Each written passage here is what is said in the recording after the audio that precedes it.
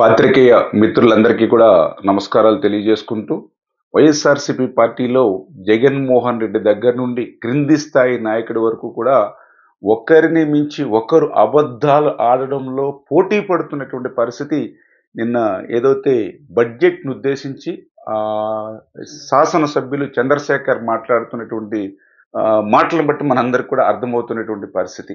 ఏదైతే నిన్న ఎమ్మెల్యే చంద్రశేఖర్ గారు మాట్లాడుతూ వెలుగొండకు 3,000 4,000 కోట్లు బడ్జెట్లో పెట్టవలసింది 300 కోట్ల రూపాయలు పెట్టారని ఆయన ఏదైతే ఎద్దేవా చేస్తూ ఉన్నాడో, మరి నేను అడుగుతూ ఉన్నా జగన్మోహన్ రెడ్డిని సూటిగా, మరి 3,000 4,000 కోట్లు పెడితేనే కానీ పూర్తి అవ్వదని సాక్షాత్తు మీ ఎమ్మెల్యే ఈ రోజు చెప్తూ ఉన్నాడంటే, అట్లాంటి పూర్తి కానిటువంటి ప్రాజెక్టుని పూర్తి చేశానని చెప్పి ఎట్లా వెలుగొండను జాతికి అంకితం చేస్తావు ఆ రోజు అని చెప్పి జగన్మోహన్ రెడ్డిని సూటిగా నేను అడుగుతూ ఉన్నా.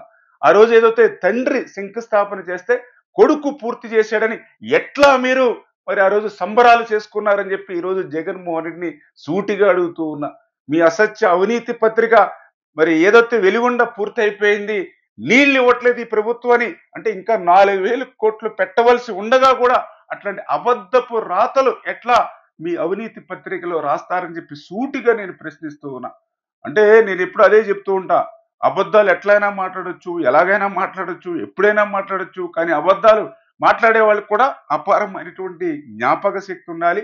లేదంటే ఇట్లానే అబాసు పాలైపోయేటువంటి పరిస్థితి ఉంటుందని చెప్పి తెలియజేసుకుంటూ, ఖచ్చితంగా ఏదైతే ఆ వెలుగొండ ఏదైతే ఉందో, మరి ఏదైతే హెడ్ రెగ్యులేటర్కి సంబంధించి అక్కడ వింగ్స్ కానీ రిటైనింగ్ వాళ్ళు పూర్తవుతేనే కానీ మరి వెలుగొండకి నీరు తీసుకురాలేము. ఏదైతే టన్నెల్ 1 ముందు టన్నెల్ 2లో తవ్వినటువంటి 1,20,000 క్యూబిక్ మీటర్లు తొలగిస్తేనే కానీ వెలుగొండకు నీరు తీసుకురాలేము. ఏదైతే టన్నెల్ 2లో ఇప్పటికి కూడా 6.8 కిలోమీటర్స్ లైనింగ్ కానీ 2 మీటర్స్ బెంచింగ్ కానీ ఏదైతే ఉందో అది పూర్తి కాకుండా వెలుగొండకు నీరు తీసుకురాలేము. ఏదైతే వెలుగొండ టన్నెల్ 2లో చిక్కుపోయినటువంటి ఆ యొక్క టన్నెల్ బోరింగ్ మిషన్ ఏదైతే ఉందో కోర్టు వివాదాల్లో దాన్ని పరిష్కరించి దాన్ని వెలుపలకు తీస్తేనే కానీ వెలుగొండకు నీరు తీసుకురాలేము. అదేవిధంగా ఏదైతే ఫీడర్ కెనాల్ ఏదైతే ఉందో ఆ ఫీడర్ కెనాల్కి 9 కిలోమీటర్లు సీసీ లైనింగ్ ఇప్పుడు మనం టెండర్లు పిలిచి వర్క్ ఆర్డర్లు ఇచ్చి పనులు ప్రారంభించి మిగిలిన 11 కిలోమీటర్ కూడా లైనింగ్ చేస్తేనే కానీ వెలుగొండకు నీరు తీసుకురాలేము. ఏదైతే నల్లమల సాగర్కి సంబంధించినటువంటి రిజర్వాయర్ ఆరిండారికి అక్కడ 1,000 కోట్ల రూపాయలు నిర్వాసితులకు అందిస్తేనే కానీ వెలుగొండకు నీరు తీసుకురాలేము. ఆ నిర్వాసితులకి కాలనీలు పూర్తి చేస్తేనే కానీ వెలుగొండకి నీరు తీసుకురాలేము. దాని డిస్ట్రిబ్యూషన్ సిస్టమ్ ఏదైతే పూర్తి చేస్తేనే కానీ వెలుగొండకి నీరు తీసుకురాలేము.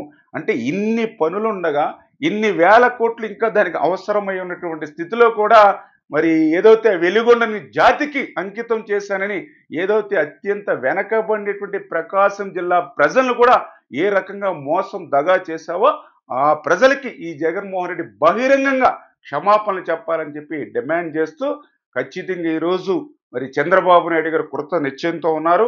ఆ రోజు ఏదైతే పునాది రాయి వేసింది వెలుగొండకి చంద్రబాబు నాయుడు గారు మళ్ళీ రేపు 2026 జూన్కి పూర్తి చేసి జూలైకి ఆ యొక్క కృష్ణా నీళ్లు మరి యొక్క వెలుగొండకి తీసుకొచ్చేటువంటి బాధ్యత ఈవేళ చంద్రబాబు నాయుడు గారు ఎన్డీఏ ప్రభుత్వం తీసుకుంటుందని చెప్పి మీ ద్వారా అందరికి కూడా తెలియజేస్తూ ఉన్నాను.